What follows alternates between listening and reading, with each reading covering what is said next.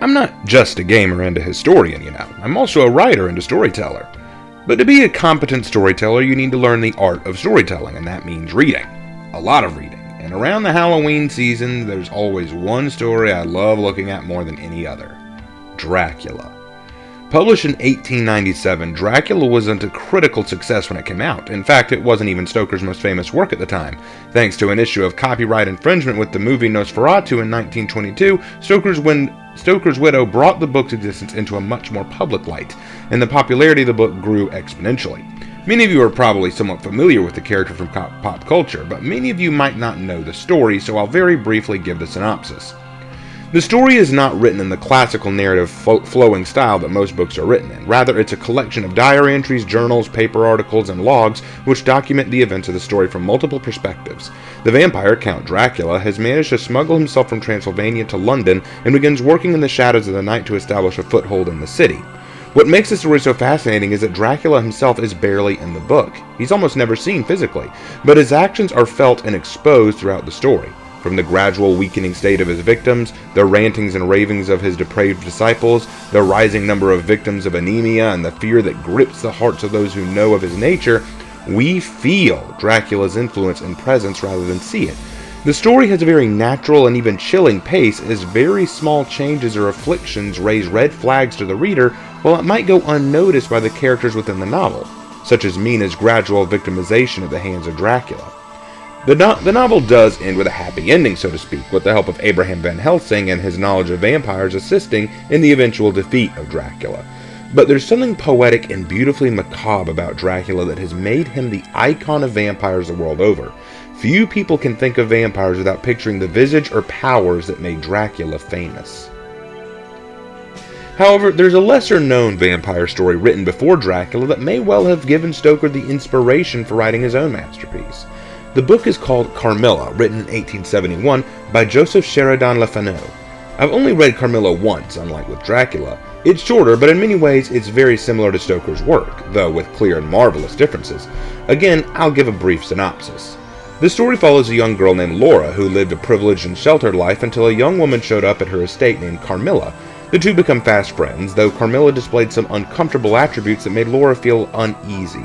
She showed occasional romantic affections for Laura, and while never outright stating a romantic interest, was very physical about her affections, which both intrigued and repulsed Laura. While this was going on, Laura was often plagued by dreams of a monster attacking her in the night. She began to grow ill, with strange symptoms. But not only this, many women and girls in the town were suffering the same disease.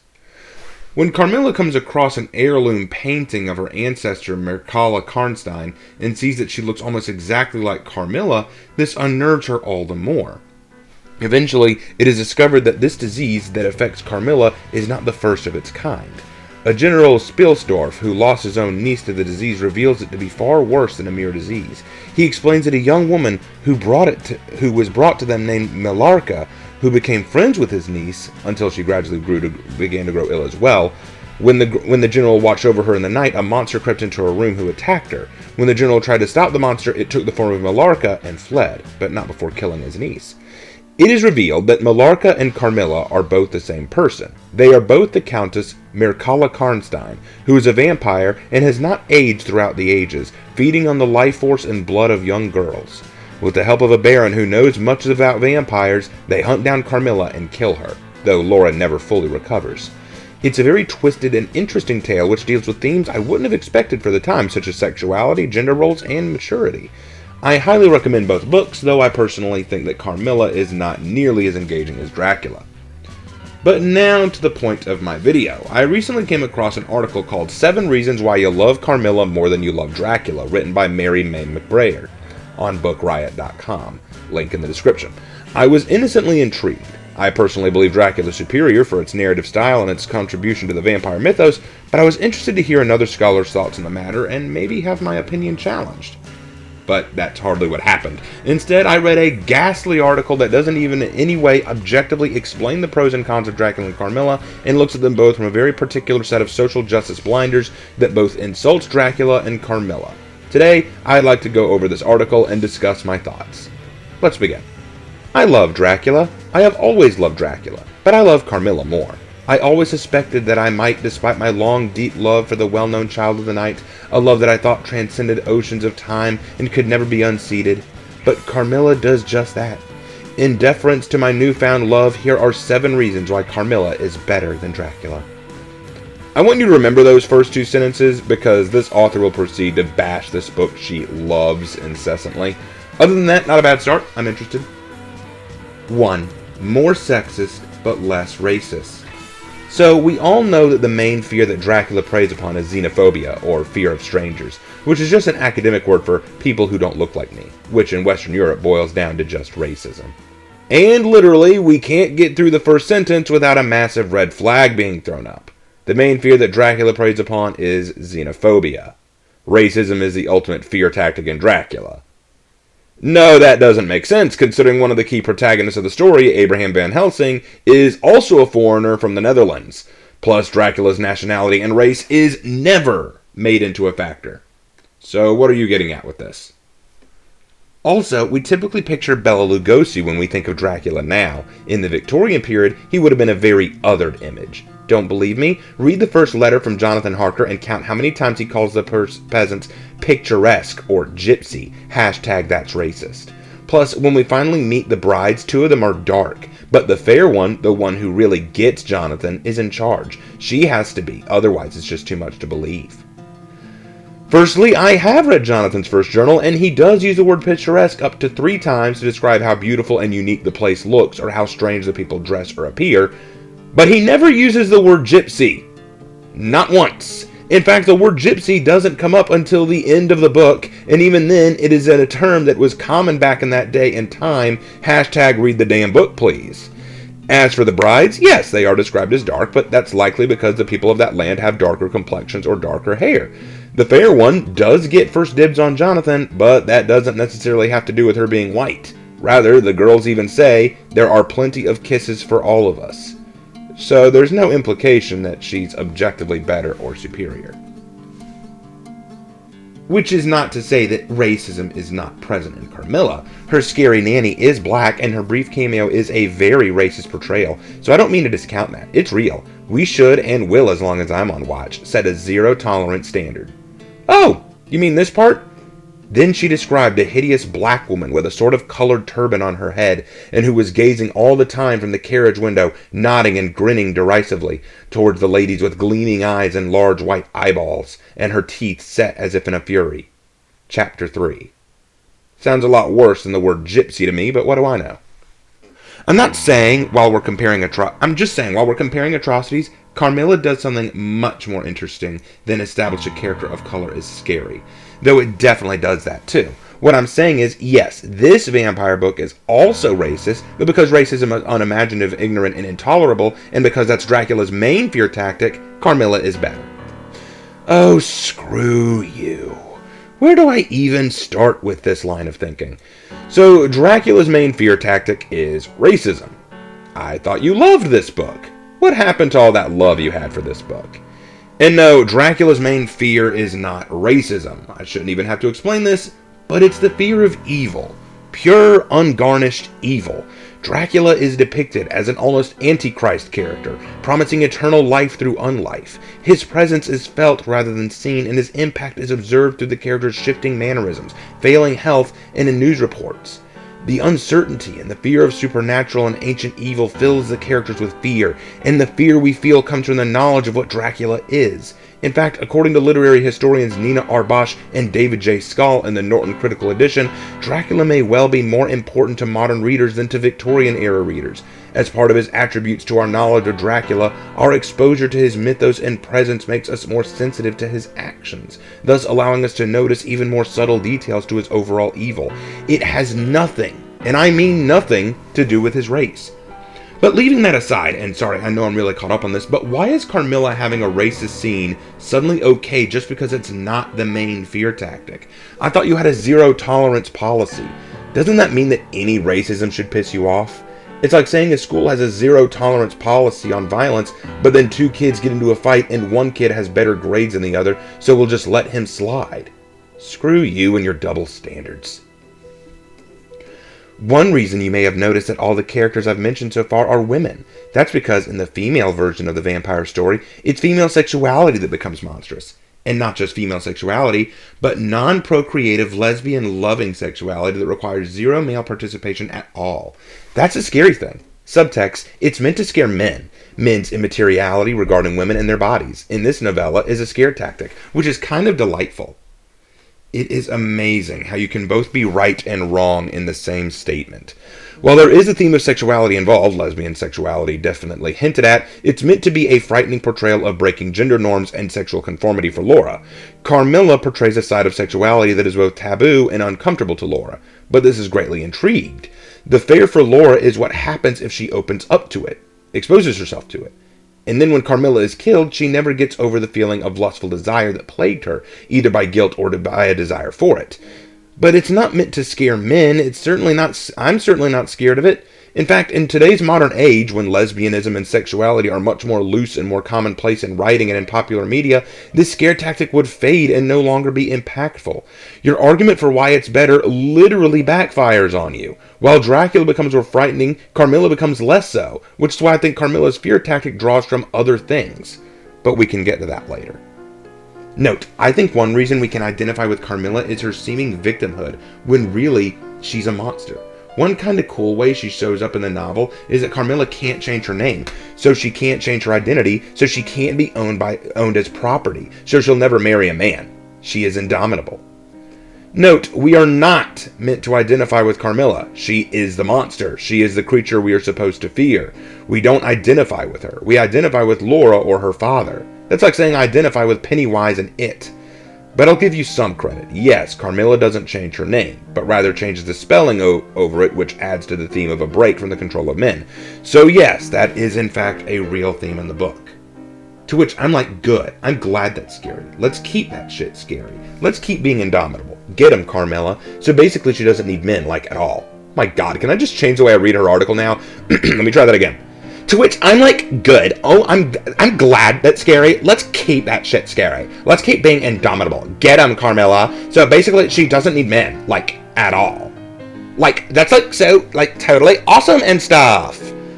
Ugh, this is demeaning to literature. That's scary. That's scary then to men. We'd like to think We'd like to think it'd be scary only then, but alas, I dream. But it's also empowering, independent, and kind of sexy. So, Carmilla is better to you because Carmilla doesn't need men, Carmilla is lesbian, Carmilla defies gender norms. None of these things make Carmilla objectively better. They are simply themes of the story that set it apart from other stories of the time period. If you prefer stories like that, great, but that does not make Dracula less powerful. Plus, I love that your argument comes down to this basic phrase. Dracula is bad because it's racist, and while Carmilla is racist too, it's better because at least it has lesbianism and a defiance of gender norms, so that's cool.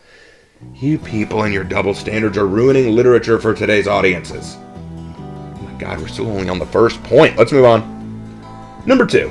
Still sexy, but better sexy.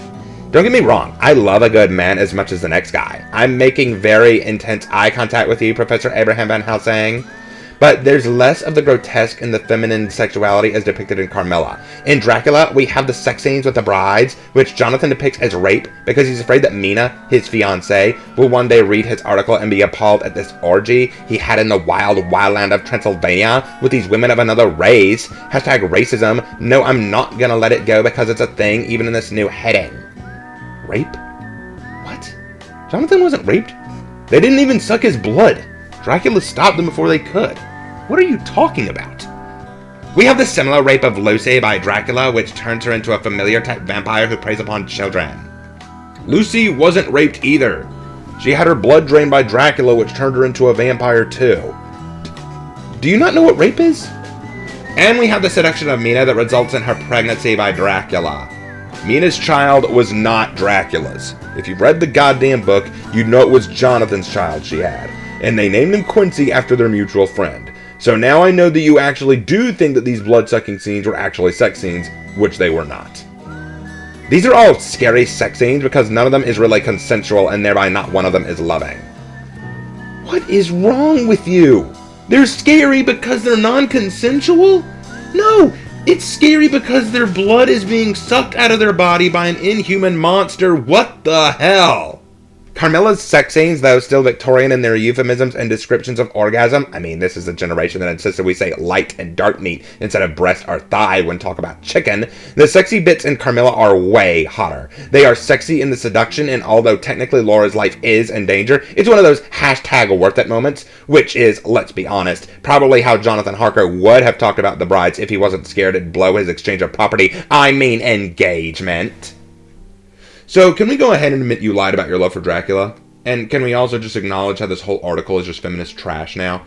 You see Jonathan's engagement to Mina as an exchange of property and not as love. Is that why he rode her often when he thought he might die at the hands of Dracula to tell her he loved her? Is that why he risked his life to save her from vampirism? Is that why he was so scared of hurting her that he kept her away from the Dracula investigations? And again, Carmilla's sex scenes, of which there are none, are only hotter to you because it has girls getting into bed with other girls, both girls being about the same age. Teens, as a matter of fact. There is never any sex or implied sex. In fact, Laura claims that she dreamed of seeing a black cat-like figure in her room and then an aching pain in her breast, and I certainly don't find that very sexy. But I think it's hilarious that you're saying that these moments where her life are in danger are hashtag worth it just because it's lesbianism. Oh my god. Number 3, less damselly. The few women in Dracula are kind of helpless. Lucy is silly and young, and the victims of Dracula, as well as some medical procedures that backfire, and Mina's pretty smart. Stop. No, you do not just get to hop over Mina like that. Mina Harker is the most badass woman in Dracula. She is not just pretty smart, she's independent, she's strong, she's supportive. She's the only woman shown who resists Dracula in any way and managed to eventually use her own vampire curse against him by tracking his movements. Don't you dare just hop over that. Oh, and then there's some sex-slave brides, end of list. Ignoring the kind old woman who gave Jonathan the crucifix that saved him from Dracula, or the maidservant who threw out the garlic which leads to Dracula getting inside and feeding on Lucy. In Carmilla, we have so many more women characters. Carmilla's mother is the instigator of the whole plot. There's a nanny who's in on the plan. Laura has 2 governesses to teach and protect her. And then the monster herself, Carmilla, is the darkest beauty of all. Of course, the men eventually slay the beast, like they will do, but none of the women really actually want them to do that. It's just because, well, see above. Are you kidding? None of the women want the men to do that? When? Where did it say that in the book? Maybe I need to go read it again, but I don't remember Laura or anyone ever saying, "No, don't kill Carmilla, I want her to keep sucking my blood nightly." Still, the emotional bond between women is the main point of the story, aside from scaring the hell out of its reader, and that's a pretty cool change. Plus, a woman gets to tell the story herself, the whole time, pretty much. So, Carmilla is better because women. Again, this is not academic and is entirely subjective. The emotional bond of the woman is not the main point of the story. It is Laura grappling with themes like innocence being lost, growing up with sexual maturity, and, dare I say it, gender and sexual conformity. And as for a woman telling the story, you do know that many of the diary entries in Dracula are written by Mina and Lucy, right? Number 4, more interesting, or at least as interesting in form. Don't get me wrong. Exploratory books can be awesome, but raise your hand if you're sick of Jonathan Harker. Raises both hands. Carmilla reads like Lucy Westenra wrote it, but instead of choosing between hunky dudes who really just want her inheritance, Laura writes about her dear friend Carmilla. Lucy Westenra is what you might call a damsel. Sure, she's the first true victim of Dracula in the story and is a shrinking violet in almost every scene, showing little independence or self-controlled attitude. Maybe not even a self-conscious attitude. Why do you think it's a good thing Carmilla reads like Lucy wrote it, though? And no, they did not just want Lucy for her inheritance. Is that why Arthur kissed her corpse after ending her own life? Is that why he sobbed so controllably at her death that the other men had no words to say in comfort? Is that why Arthur himself agreed to put a stake through Lucy's heart because she was his wife and he loved her? Is that why Quincy remained to help kill Dracula in revenge for the death of Lucy, even though he wasn't the one she chose to marry? All they wanted was her property? I'm running out of words for stupid to describe this article. You are so desperate to apply a feminist narrative to this that you're actually hurting your arguments. Granted, Laura has conflicted feelings about her friend whom she deeply loves, but she may be reacting to the stigma against her own orientation towards women rather than the prospect that Carmilla is a demon hellbeast. The novella keeps the limited perspective of Dracula, but it adds this more important lens. By whose definition is this lens more important? You mention Laura's conflicted feelings towards Carmilla, and you almost grasp the point, but you somehow miss. She is unnerved by Carmilla because what she represents is uncomfortable to her. Carmilla represents the separation from conventional and male norms, the acceptance of the taboo, the sexual promiscuity of maturity. These are both interesting to her, but also frightening, much like the idea of growing up, which some argue is a major theme of Carmilla. New edit, way dope. I need to be honest here. A lot of why I think Carmilla is better than Dracula is likely due to this new edit by Carmen Maria Machado. The dialect and punctuation, oh my god, is so much more palatable thanks to her, just on the level of syntax. Plus, there are some real fun footnotes that add to the plot, the gravitas, the background, the history, the hilarity. I don't want to give away the joke, so I need you to get it. Trust me, believe me when I say that this version of Joseph Sheridan Le Fanu's classic is indispensable if you want a vampire library. That tells me a lot about you. I admittedly have not read Carmen Machado's edited version of Carmilla, but the fact that you take your opinions not from the original material, but from an edited version says a lot about how you formed your opinion. I'll read Carmen's version sometime to see what she's talking about and might make an additional video addressing that, but the point I want to make here is this. If I judge the book Dracula by the movie starring Bela Lugosi and not the actual book by Bram Stoker, then I would not have an accurate understanding of Dracula. No adaptation has ever captured what Dracula is in the same way an adaptation or edited version of a work will often lose something in the retelling. But you know what I'm deeply afraid of? I'm worried that when I read this edited version of Carmilla, the editor will replace the actual blood drinking scenes with sex scenes. If that's the case, then may all literature scholars shame her forever. Also, while we're on the topic of adaptations, I am aware of the TV show called Carmilla, which is basically a modern-day telling of the story, and I'm aware of the Netflix TV show Dracula that it was released recently. Let me go ahead and say that both are terrible. And Carmilla, well, this picture sums it up perfectly. It's just useless lesbianism with a dash of characterization thrown in there. Really, it does not capture what Carmilla is. It just took the one facet that this author seems to get from it, the fact that the vampires could be lesbian, and makes that the central focus of the story. It's awful. But then again, most adaptations of Dracula and Carmilla are. 6. More established convention, fewer contrived resolutions. Convention in horror is one of the most important aspects in my opinion, and because these books are the first of their subgenre, a lot of their convention is established on a sort of need-to-know basis. Finally! Yes! You're correct! You finally get something correct! Dracula and Carmilla are both only revealed through tidbits about the origin and workings of vampires and their mythos because they were the first of their kind and had little resource to fall back on. This makes them unique, as today we very easily look to books like Dracula help from modern vampire stories. These books had to come from with stuff themselves that was originally originated by the authors. You're learning. I'm proud of you. That said, the rules of Carmilla are much more clearly established. I mean, who among us was not shocked to discover that Mina Harker gave birth to the epilogue of Dracula? Like, when did she get pregnant? What are the mechanics of vampire-human sex? Nobody was shocked, because that didn't happen. Again, Mina's son was Jonathan's child, not hers. The epilogue takes place years after the events of Dracula, and so she and Jonathan likely had intercourse during that time frame. Read the goddamn book! Although any contemporary audience is familiar with vampire convention, we get most of the answers about Carmilla in the last chapter of the text as a sort of unraveling and processing on the part of Laura, and it is very satisfying. Quote, "The vampire is prone to be fascinated with an engrossing vehemence, resembling the passion of love by particular persons. It will never desist until it has satisfied its passion and drained the very life of its coveted victim. But it will, in these cases, husband and protract its murderous enjoyment with the refinement of a connoisseur and heighten it by the gradual approaches of an artful courtship." Page 136. Isn't it sweet how Laura rationalizes her love for her murderess? That's some true monstrosity at work, potentially through Stockholm Syndrome. It's astounding how you can literally quote the passage and actually miss the meaning by a mile. This piece you revealed shoots your argument about love and lesbianism in the foot. Note the part where it says, "is prone to be fascinated with an engrossing vehemence, resembling the passions of love." It is not even real love that the vampire feels. It's something that resembles lust. They are drawn to their prey through something akin to sexual lust, but isn't even really that. Not only this, but it also portrays the true terror of the vampire. until it has drained the very life of its coveted victim. What kind of lover seeks to kill their lover? And how does any of what was said explain Laura's love for Carmilla? It just explains why Carmilla seems to love Laura when, guess what, it's just something resembling love.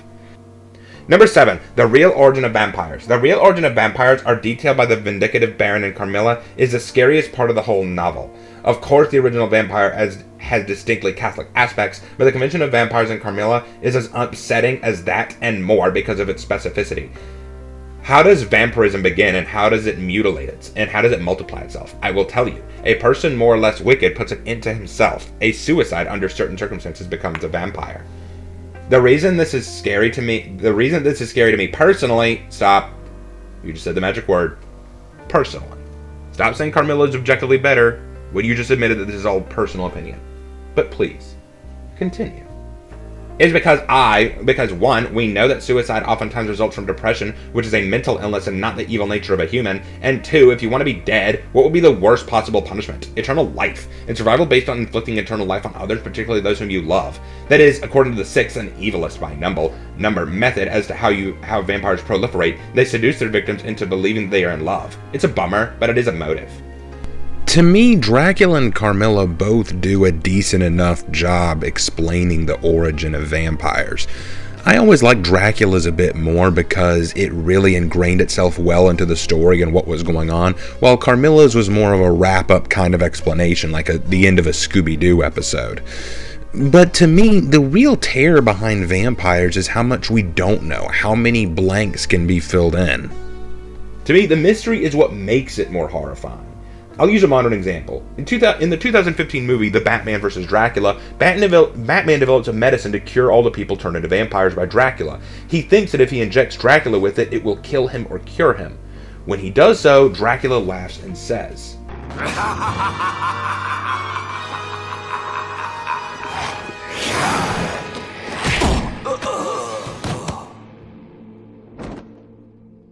"You may have cured my human victims of their disease, but no earthly medicine can cure a supernatural affliction."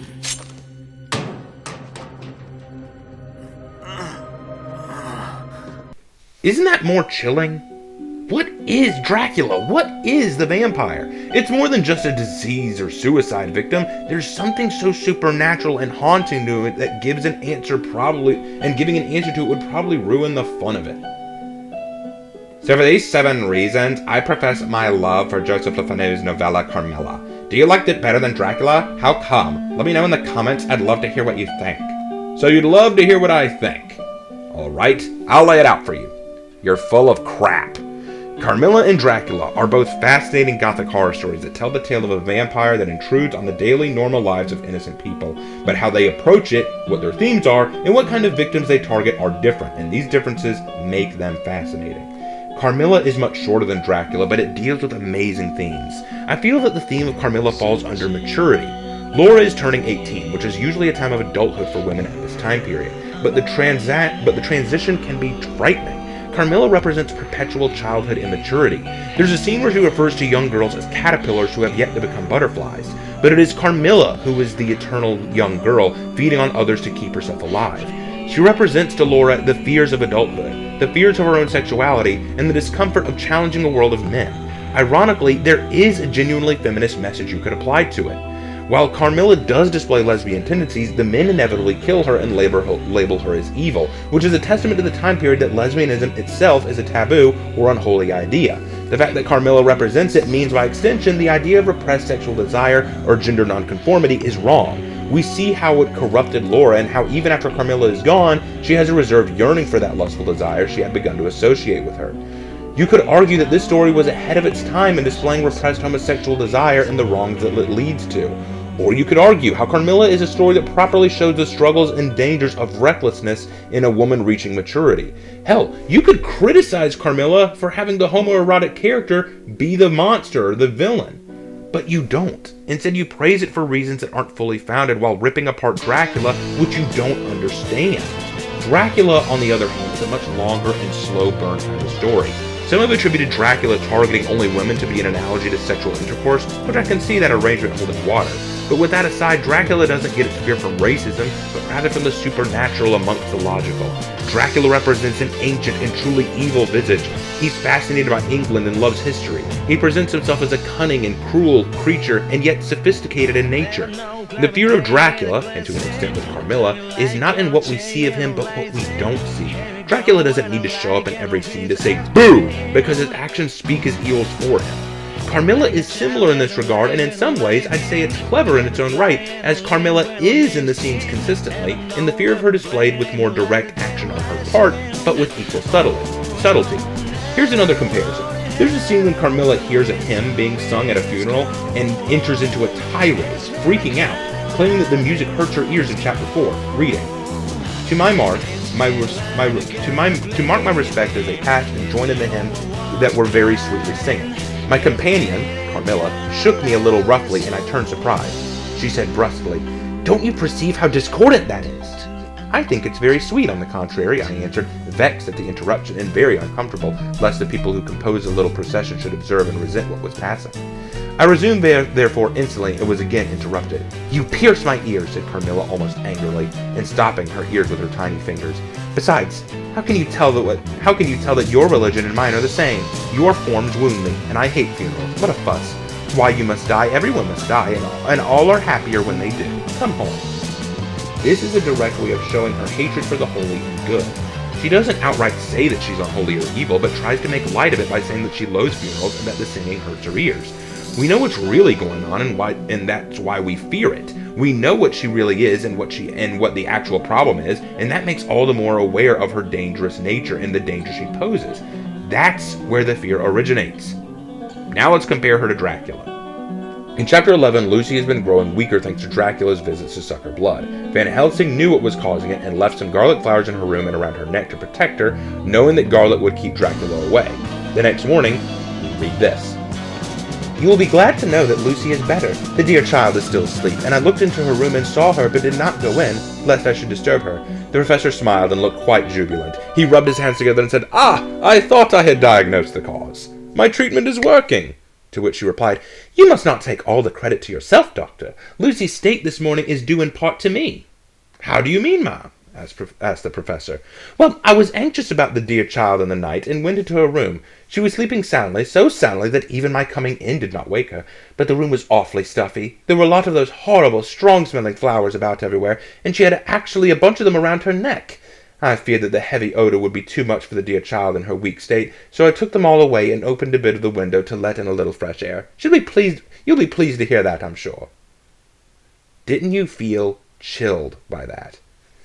You don't even have to hear Helsing's reaction to know what he must have felt, because you felt it. You knew what that garlic meant. You knew how vital it was, and to hear a woman who had no idea of the danger throw it out without knowing the reality of the danger that must have come at that moment, it's palpable. And that's where the fear of Dracula comes. The knowledge that we have is greater than the knowledge of the characters. So when Dracula acts, we don't have to see him do it. When the characters make a mistake that gives Dracula an opening, we know to be upset about it. We know by seeing the effects. It's horror like this that gave us such horror classics like John Carpenter's The Thing or The Haunting. I love Dracula. I like Carmilla too, and I think it's a book worthy of a very close read and a strong following, but this article, it doesn't do these creatures of the night any justice.